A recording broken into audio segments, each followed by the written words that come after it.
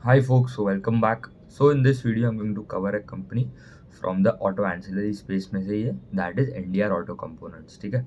So अभी NDR Auto का अगर देखो क्या कर रहा है कंपनी, बिजनेस मॉडल क्या है, कंपनी इज इनटू आपके seat TRIMS and seat frames बनाता है. ठीक है. सीट फ्रेम्स बेसिकली क्या होता है, आपका जो कोर मेटल जैसे बनता है. ठीक है. आपका सीट जो बनता है मेनली आपका जो मेटल्स एंड स्केलेटन अगर देखो तो ऑफ द सीट जो मतलब उसके अंदर प्रेजेंट होता है एंड उसके ऊपर हमारा जो फोम मटेरियल जो होता है. ठीक है. तो दैट इज आपका seat frames. Seat trim is basically आपका जो outside part of the seat, that is आपका फोम मटेरियल जो बनता है, सॉफ्ट होता है, right, comfortable for seating.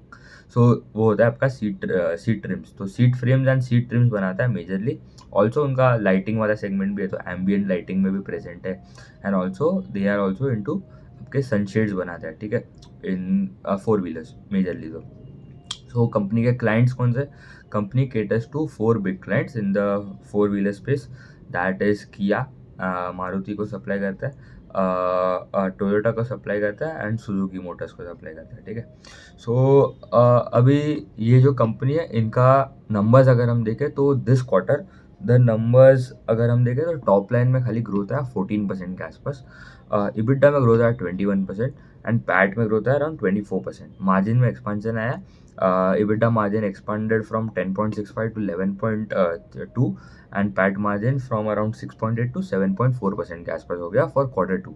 H1 का भी अगर नंबर्स देखो तो सेल्स में ग्रोथ है अराउंड 11%, EBITDA में ग्रोथ है 19% एंड पैट में ग्रोथ है 21% के आसपास. तो अभी नंबर्स, अभी ये कंपनी आप देखो, अभी ये स्पेस में ऑटो एंसिलरी स्पेस में there are few few good opportunity for growth. ठीक है, सबके लिए.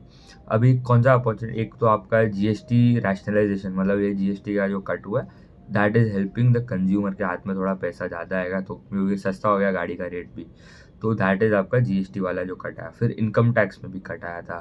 ठीक है. 12 लाख के नीचे आपको मतलब कोई टैक्स वैक्स नहीं भरना पड़ रहा है. Then there are interest rate, repo rate में जो कट्स आ रहे हैं, तो that is benefiting a lot of companies in the consumer space. आप वैल्यू रिटेल ले लो, वहाँ पे V2 रिटेल, स्टाइल बाजार हो गया, ये सब कंपनीज में अच्छा नंबर आ रहा है.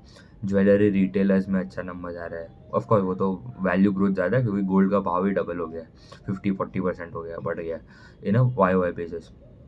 तो वो ज्वेलरी रिटेलिंग वाला स्पेस अच्छा करता है. एंड H2 मतलब Q3 and Q4 because of the festive season, because of the wedding season is usually better for consumer oriented companies. ठीक है, जिसका कंज्यूमर में ज़्यादा मतलब B2C company that are into consumer space. तो रिटेलिंग स्पेस, अपैरल वाला segment हो गया, jewellery space, value retail space, ये सब जो है that is benefited. Auto space में भी अभी अच्छा नंबर आ रहा है. ठीक है. तो इनडायरेक्टली अगर आप auto auto companies like Mahindra and Mahindra देखो, अभी तक तो उनका ही ग्रोथ आ रहा था अच्छा. बट अभी एज मतलब अभी जो कट्स एंड सब आया, रेट कट हुआ, इंटरेस्ट रेट कट हुआ, जीएसटी कट हुआ, स्पेसिफिकली सितंबर के आसपास जो हुआ, तो ये सब जो दूसरे कंपनीज है जिसका मारुति का उतना कुछ खास नंबर आ नहीं रहा था, तो उसमें भी थोड़ा बेटर ग्रोथ आया है. हुंडई हो गया, उनका नंबर थोड़ा बेटर आ रहा है. टाटा मोटर्स में तो मतलब डी ग्रोथ आ रहा है but they are also improving. तो ये सब जो कंपनीज है, ये सब जो है इनको सप्लाई करते हैं, राइट. ये जो ऑटो एंसिलरी कंपनीज हो गए, लूमैक्स हो गया, फीएम इंडस्ट्रीज हो गया, एसजेएस एंटरप्राइज हो गया, रेमसन्स इंडस्ट्रीज हो गया, एनडीआर ऑटो, ये सब जो है they supply to the auto OEMs and वो फिर हम खरीदते हैं. ठीक है.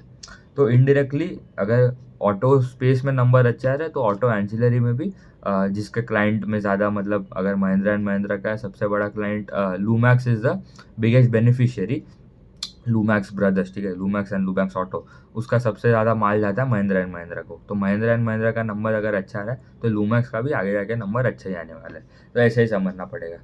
अभी यहाँ पे अभी इनका नंबर्स देखूँ तो they have guided for FY30 तक का गाइडेंस दिया, FY30 का गाइडेंस दिया, 2030 तक. वो बोल रहे हैं कि हमारा जो टॉप लाइन है that would reach around 3000 crore. ठीक है. ऑर्गेनिकली हमारा 2000 करोड़ पहुंच सकता है, इनऑर्गेनिकली और 1000 करोड़ के आसपास कर सकता है, जेवी एक्विजिशन सबके साथ मिला के. ठीक है. तो organically they can reach around 2000 crore by FY30 तक. ठीक है. तो अराउंड 4-5 साल में दे वांट टू अराउंड, अभी FY25 में उनका टॉप लाइन था 700-800 करोड़ के आसपास, तो मोर देन डबल हो रहा है in the span of 5 years. तो दैट इज़ अराउंड 20-22% का कैगर आ रहा है फॉर द नेक्स्ट 5 ईयर्स। तो दैट इज़ गुड गाइडेंस। अभी पर इनका ये टाइम का नंबर उनका एज आई टोल्ड, इनका मारुति में सबसे अच्छा खासा मेजॉरिटी जो क्या बोल सकते हो मार्केट शेयर है, या तो वॉलेट शेयर अगर देखूँ तो, मतलब ये मारुति को ज़्यादा माल सप्लाई करता है। अभी मारुति का कोई लॉन्च में थोड़ा डिले हो गया था, कौन सा उनका ई विटारा करके जो उनका इलेक्ट्रिक वाला जो सेगमेंट है, उसमें थोड़ा उन्होंने एक्सपोर्ट में थोड़ा स्लो रिस्पॉन्स आया था, डिमांड उतना अच्छा नहीं आया। तो इसलिए उन्होंने बोला है ये साल FY26 में हमारा जो ग्रोथ होएगा दैट वुड बी अराउंड 10-15% के आसपास। इनडायरेक्टली बोला है, क्योंकि long term guidance is maintained at around जो 3000 करोड़ के आसपास जो होने वाला था 20-25% का कैगर। बट ये साल अराउंड 15-16% के आसपास ही समझ लो ग्रोथ आएगा फॉर FY26।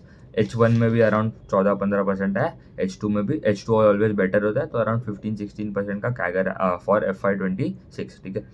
तो ये हो गया उनका guidance on the top line growth.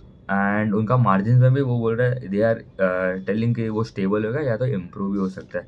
तो अभी अराउंड EBITDA मार्जिन जो अराउंड 12% के आसपास है, 11%, दे आर टेलिंग अराउंड 11-12% के आसपास ही रहेगा। एंड जैसे जैसे वो एक्सपोर्ट्स बढ़ाएंगे वैसे उनका मार्जिन भी अच्छा होगा, खासा इंप्रूव होगा, क्योंकि एक्सपोर्ट्स में यू गेट बेटर मार्जिन। तो कंपनी ने मतलब अभी एक्सपांशन भी कर रहा है, तो उन्होंने they have tied up with the company seat belt reminder system के लिए एक फूजी कुआ करके एक कंपनी है, ठीक है।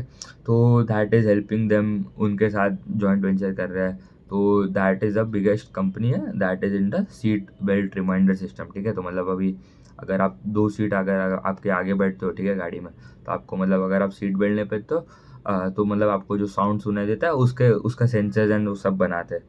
एंड दूसरा है आपका फिजिकल लैचेस के लिए फॉर कार सीट्स के लिए दूसरा कंपनी है दैट इज़ फिशकर डायनामिक्स करके, उसके साथ भी टाइप किया है। तो कंपनी टाइप कर रहा है, नए नए जॉइंट वेंचर्स कर रहे हैं, पार्टनरशिप में जा रहा है। एंड ये सब का जो केपेक्स है टोटल अगर देखो 4-5 जो सेगमेंट में दे आर गोइंग, एक उनका कैपेसिटी आ रहा है ये seat insertion and support system के लिए, एक seat TRIMS and seat frames के लिए जो उनका मेन धंधा है, एम्बियंट लाइटिंग के लिए भी वो एक्सपेंशन कर रहा है, फिर सीट लैचेस हो गया and seat belt reminder system, ये सब जो कर रहा है टोटल, ये सब अभी अनाउंस किया। दूसरे सब में तो इम्प्लीमेंटेशन चालू हो गया। तो ये सब वुड स्टार्ट बाय अराउंड 2026 के एंड तक, अप्रैल तक 2026, जनवरी ऑफ 2027, वो रेंज के आसपास ऑलमोस्ट सब प्रोजेक्ट्स वुड बी कंप्लीटेड। तो अराउंड 150 करोड़ के आसपास का केपेक्स कर रहा है इन दिस सेगमेंट।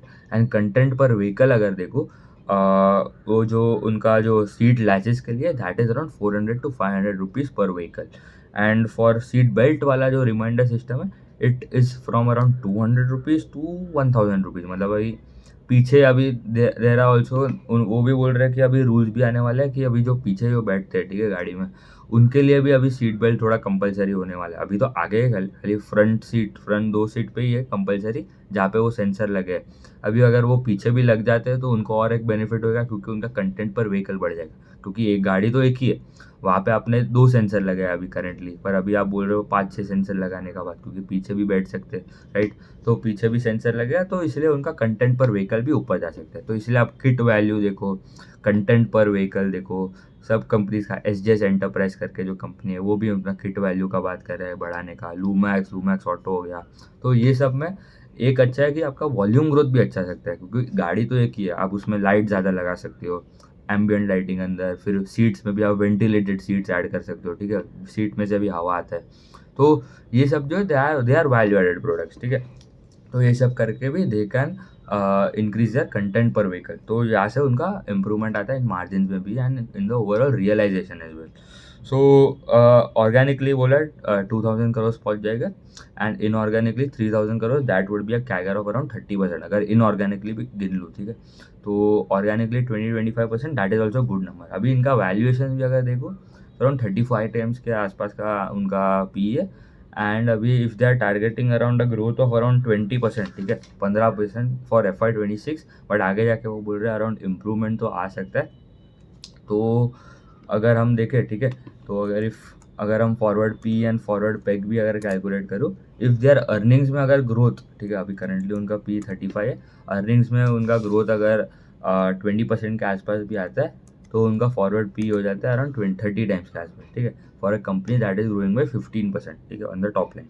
तो एंड 20% इन द अर्निंग्स, तो मतलब थोड़ा महंगा लगेगा फॉर FY 26 के बेसिस पे, क्योंकि ग्रोथ थोड़ा स्लो है, बट एग्जीक्यूशन देखना पड़ेगा, ठीक है, ऐसा नहीं है कि खाली क्योंकि यहाँ पे ऑटो स्पेस में थोड़े selected companies are doing much better compare to the auto space का बात करें, ऑटो एंसिलरी नहीं, क्योंकि ऑटो स्पेस में जिसका क्लाइंट्स में ज़्यादा कॉन्सेंट्रेशन होगा, तो लूमैक्स जो है, ठीक है, उनका महिंद्रा एंड महिंद्रा पे ज़्यादा फोकस है, तो वो अच्छा कर रहा है, तो indirectly they are also getting benefit. SJS enterprise हो गया, FEM इंडस्ट्रीज हो गया, वो जो लाइटिंग वाले सेगमेंट में है, वो भी बेटर कर रहे हैं। अभी इनका Maruti is the biggest supplier, अभी मारुति का उतना कुछ खास नंबर आ नहीं रहा है दैट इज एक्सपेक्टेड, तो मतलब अगर थोड़ा बेटर रहता है तो they can indirectly get benefited. किया हो गया, SUVs में अभी ज़्यादा खासा ग्रोथ आ रहा है, स्मॉल व्हीकल्स में उतना कुछ ग्रोथ ना आ नहीं रहा है, ठीक है, तो ऑल्सो दे आर टारगेटिंग कि भाई हमारा ROE ROC एंड सब भी इम्प्रूव होगा, तो ROC 25% के ऊपर का बात कर रहा है, करंटली अराउंड 24% है, भाई FY 30 का बात कर रहे हैं, ROE अराउंड 31 हो गया versus 25 on a YoY basis, तो ये सब तो मतलब ठीक है, numbers are good, they could have been better, H2 उन्होंने बोला बेटर रहेगा कंपेयर टू H1, अभी एग्जीक्यूशन देखना पड़ेगा, और 2-3 कंपनियाँ बाकी है in the auto ancillary space, we will cover that in the upcoming few videos, तो ठीक है, उतना ही रखते हैं, थैंक यू।